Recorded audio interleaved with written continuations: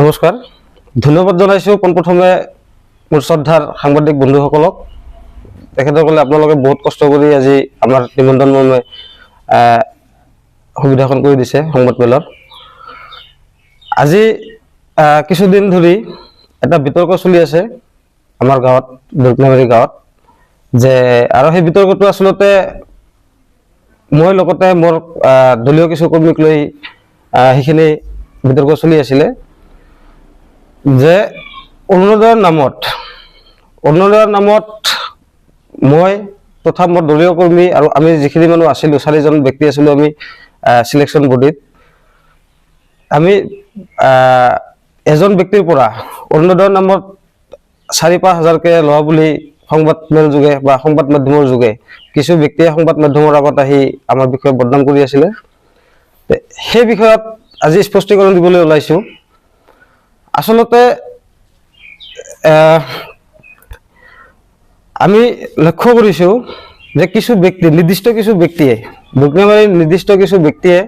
কিছু সাধাৰণ মানুহক লগত লৈ দুৰ্গনাবাৰীৰ পৰিৱেশ বিনষ্ট কৰাৰ কাৰণে উঠি পৰি লাগিছে আৰু সেই ব্যক্তিসকলৰ ভিতৰত অন্যতম খলনায়ক হৈছে ৰামচন্দ্ৰ আৰ্য আৰু আপোনালোকৰ সংবাদ মাধ্যমতো কিছুদিন আগত প্ৰচাৰ হৈছিল সেই ৰামচন্দ্ৰ আৰ্য কোন হয় আসলতে তেখেতে আসলতে আমি সৰুৰ পৰা পাই আহিছো আমি জানি আহিছিলো যে তেখেতে আসলতে চুৰ আছিলে আৰু ডকাইত আছিল তেখেতে পুলিচৰ ভয়ত বহু বছৰ বাহিৰত পলাই আছিলে পুলিচৰ ভয়ত তাৰ পিছত তেখেতে মোটামুটি 5-6 বছৰ পিছত আকৌ গাঁৱলৈ ঘূৰি আহি তেখেতে পণ্ডিতৰ ভাও জুৰিল পণ্ডিত কৰিল সাধু হল তাৰ পিছত তেখেতে তৃণমূল কংগ্ৰেছ কৰ্মী হল তৃণমূলৰ পৰা তেখেতে বিজেপিলৈ গল আৰু বিজেপিত গৈ তেখেতে বিজেপিৰ দৰে দলত সৃজনগ্ৰাম মণ্ডল প্ৰেসিডেন্ট ৰূপে তেখেতক নিৰ্বাচিত হল আৰু নিৰ্বাচিত হোৱাৰ পিছতে সেই ৰাম আৰ্যই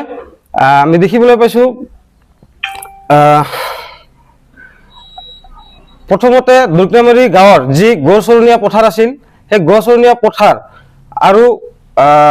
কালী মন্দিৰৰ মাটি কিছু মুছলমান সম্প্ৰদায়ৰ হাতত বিক্ৰী কৰিবলৈ জাজু চলাইছিল আৰু সেই বিষয়ে আমি প্ৰতিবাদ কৰিছিলো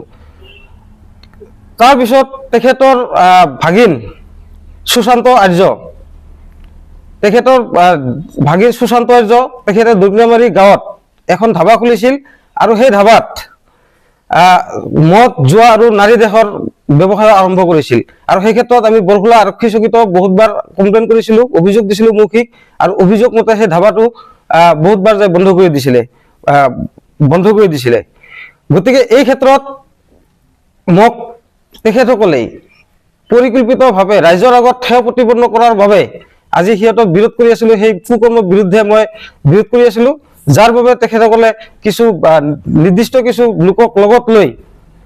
আমাৰ ঘৰত আহিছিল যেতিয়া আমি অৰুণোদয় দি আছিলো তেতিয়া আমাৰ ঘৰত আহিছিল আৰু আহি কৈছিল যে এই ব্যক্তিসকলক আপোনালোকে অৰুণোদয় দিয়ক কিন্তু সেই ব্যক্তিসকল আসলতে যি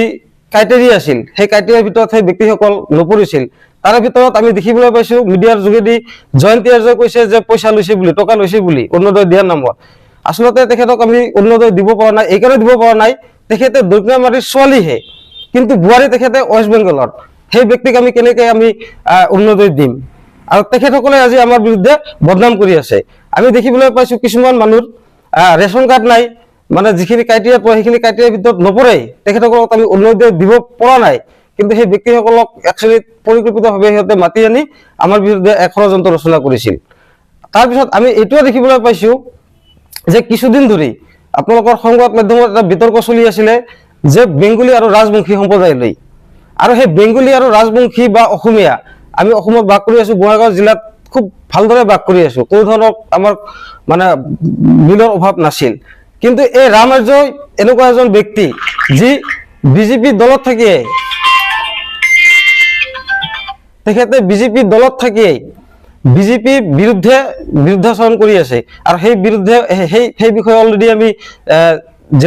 সন্মানীয় জিলা সভাপতিক আমি অৱগত কৰিছো আৰু আমাৰ বুথ সমিতিৰ পৰা দুৰ্গনাবাৰী বুথ সমিতিৰ পৰা অলৰেডি আমি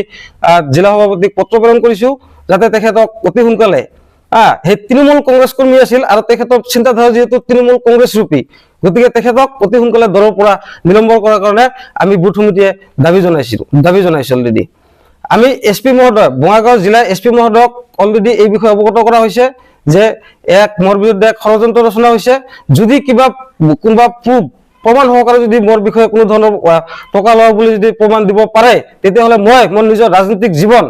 মই ত্যাগ কৰিম। মই সামাজিকভাৱে মই টোটেলি সামাজিক আৰু ৰাজনৈতিক জীৱন মই ত্যাগ কৰিম বুলি মই আপোনালোকৰ মাধ্যমৰ যোগেদি মই ক'ব বিচাৰিছো। ঘটনা সম্পৰ্কে মই অলৰেডি অভয়পুৰী থানাত এখন এজাহাৰ দাখিল কৰিছো, আৰু মই SP মহোদয়ৰ লগতো অলৰেডি আলোচনা কৰিছো যে যদি মোৰ বিষয়ে তেনেকুৱা কোনো ধৰণৰ মানে প্ৰমাণ সহকাৰে যদি কোনোবাই জনাব পাৰে, দিব পাৰে যে দেৱজিতে অৰুণোদয়ৰ নামত টকা লৈছে, তেতিয়াহ'লে মই মোৰ এগেইনষ্টতো বিহিত ব্যৱস্থা গ্ৰহণ কৰাৰ কাৰণে মই অনুৰোধ জনাইছো।